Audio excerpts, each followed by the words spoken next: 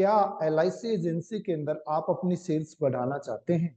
क्या आप चाहते हैं कि आपके पास ज्यादा से ज्यादा कस्टमर आए? तो आज मैं आपको एक 6 स्टेप फॉर्मूला देने जा रहा हूं, जिसको अपना करके आप अपनी सेल्स को अच्छे तरीके से बढ़ा पाएंगे। दोस्तों नमस्कार, मेरा नाम मनमोहन अत्री है और आज आपको इस वीडियो के अंदर मैं शेयर करने जा रहा हूं कि 6 स्टेप फॉर्मूला को अपना करके किस प्रकार आप अपनी सेल्स को बढ़ा सकते हैं।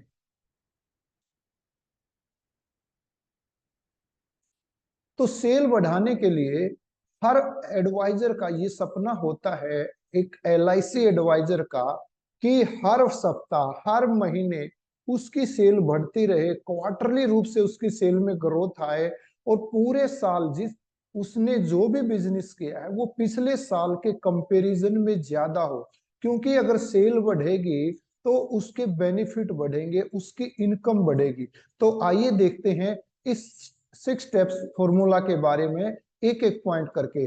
मैं चाहूंगा कि दोबारा से इस वीडियो को देखने के लिए आप सेव करके रख लीजिए, ताकि जब भी आपको जरूरत पड़े आप इस वीडियो को देख पाए।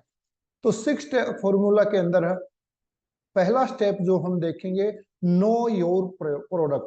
आपके जो भी प्लान है, आपके पास जितनी भी आपकी कंपनी में पॉलिसी है, उनकी प्रोडक्ट की आपको सही तरीके से जानकारी होनी चाहिए। फॉर एग्जाम्पल, यहाँ पर मैं 2 प्रोडक्ट का कंपैरिजन आपको करके दिखा रहा हूं। मान लीजिए एक प्लान ए है और एक प्लान बी है। तो प्लान ए के अंदर क्या क्या टर्म एंड कंडीशन है, उसकी शर्तें क्या क्या हैं, उसके अंदर क्या क्या बेनिफिट मिलेंगे और यूएसपी उसके क्या क्या हैं। उस प्लान को सेल करने के लिए कुछ यूनिक सेलिंग पॉइंट होते हैं, जैसे कि वो आपको पेंशन देता है, या गारंटेड मैच्योरिटी है, या शॉर्ट टर्म पेइंग प्लान है, या बच्चों की एजुकेशन या मैरिज के लिए आप यूज कर सकते हैं। तो इसके यूएसपी होते हैं। और एक सेगमेंट, कि आप ये प्लान प्रॉपर किस सेगमेंट के लोगों को बेच पाएंगे। आप पहचान के लिए प्लान दे रहे हैं, हाई नेटवर्क इंडिविजुअल के लिए या इंडिविजुअल के लिए है, या फिर आप बिजनेस इंश्योरेंस के तहत इसको देने जा रहे हैं।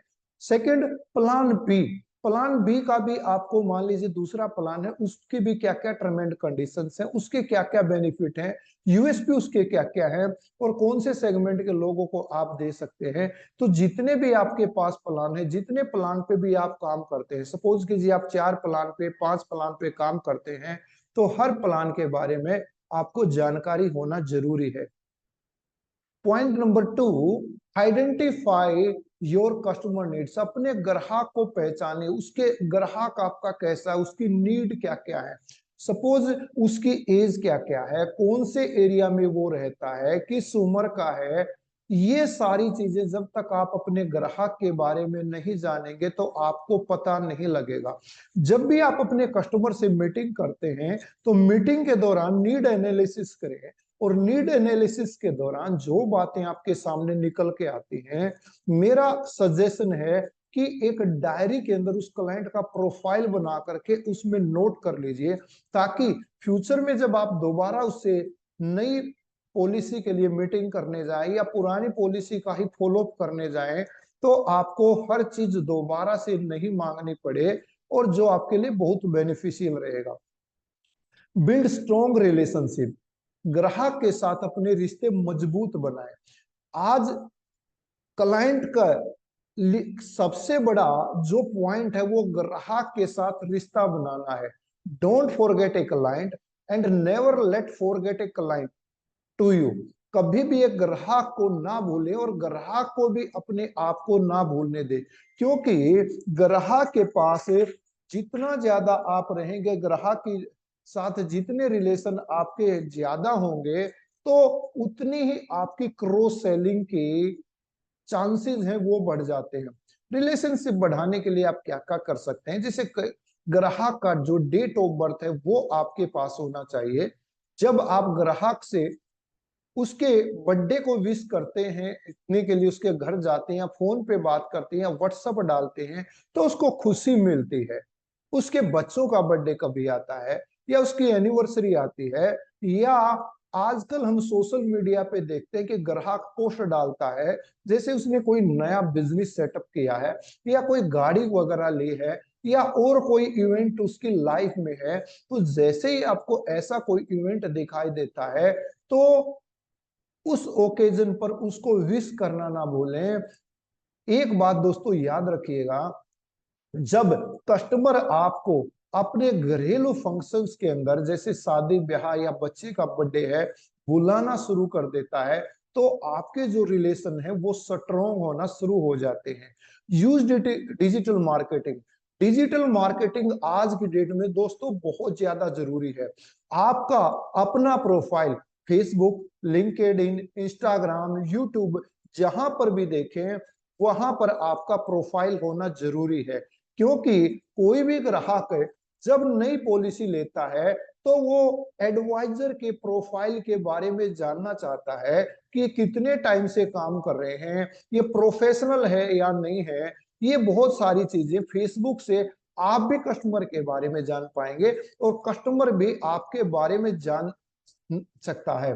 तो डिजिटल मार्केटिंग के माध्यम से आज की डेट में वर्ल्ड वाइड बहुत बड़ा बिजनेस हो रहा है। जैसे फेसबुक एक ऐसा हब बन चुका है, एक ऐसा प्लेटफॉर्म बन चुका है जहां पर एक कम्युनिटी बना करके या पेज बना करके बहुत सारे बिजनेसेस हैं जो बिजनेस कर रहे हैं। तो मेरा सजेशन है कि आपको भी फेसबुक के ऊपर अपनी कम्युनिटी बनाना चाहिए और फेसबुक पेज भी आपका होना चाहिए।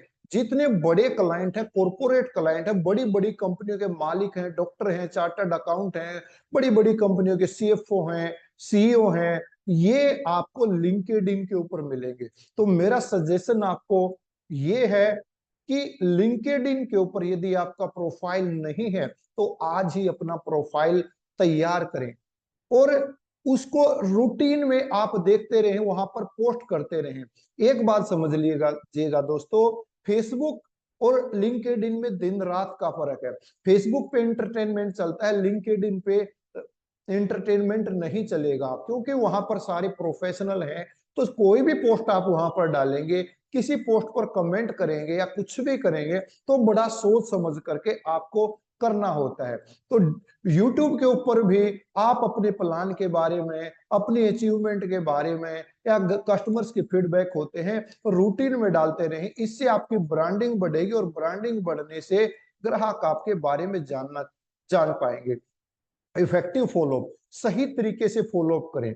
क्लाइंट को सपोज कीजिए आपने पॉलिसी के लिए कॉल किया और उसने बोला मुझे 4 दिन बाद आप कॉल कर लेना है, 4 दिन बाद मीटिंग कर लीजिए। तो आपको एक रजिस्टर मेंटेन करना है या डिजिटली रूप से भी आप उसका रिकॉर्ड रख सकते हैं और जिस टाइम को क्लाइंट ने आपको बोला है कॉल करने के लिए या मिलने के लिए, उस टाइम पर जाकर के आपको फॉलोअप करना है। सही तरीके से फॉलोअप ना होने से बहुत सारे कस्टमर हमारे से छूट जाते हैं, लेकिन हम उनका प्रॉपर रिकॉर्ड रखेंगे, रिमाइंडर लगा कर रखेंगे। जैसे आज की डेट में गूगल कैलेंडर के अंदर आप रिमाइंडर लगा करके रख सकते हैं। तो फॉलो अप आपके सेल्स को बढ़ाने में बहुत हेल्प करेगा। फोकस ऑन कस्टमर नीड, ग्राहक की जरूरतें क्या है उस पर ध्यान देना जरूरी है। For example, client saving plan चाहता है, फ्यूचर के लिए सेविंग करना चाहता है, या उसका जो मेन नजरिया है, उसकी नीड है वो टैक्स बेनिफिट लेना है, या वो रिटायरमेंट के लिए पेंशन चाहता है, या उसको मेडिक्लेम चाहिए, या बच्चों की एजुकेशन या मैरिज के लिए वो प्लानिंग करने के लिए पॉलिसी लेना चाह रहा है, या फैमिली को प्रोटेक्ट करने के लिए पॉलिसी लेना चाहता है। इस जरूरतों पर ध्यान देना जरूरी है। क्योंकि मान लीजिए क्लाइंट चाह तो रहा है बच्चों के एजुकेशन के लिए कोई प्लान, और हम उसको रिटायरमेंट के बारे में बताएं या मेडिक्लेम के बारे में बताएं, तो वो थोड़ा सा वहां पर चीजें गैप में आ जाती हैं। तो समझ लेना जरूरी है कि ग्राहक की रियल में नीड क्या है। तो अगर आप इस तरीके से इन 6 पॉइंट्स का ध्यान रखेंगे तो मेरा विश्वास है दोस्तों, ये आपका बिजनेस बढ़ाने में जरूर हेल्पफुल होंगे। All the best for your future journey. यदि आपको ये वीडियो अच्छी लगी है तो कमेंट कीजिए, अपने फैमिली मेंबर और दोस्तों के साथ शेयर कर कीजिए और बेल आइकन को क्लिक कीजिए ताकि फ्यूचर में आने वाली हमारी जितनी भी वीडियोज हैं उनकी जानकारी आपको टाइम से मिल पाए। Thank you for watching the video.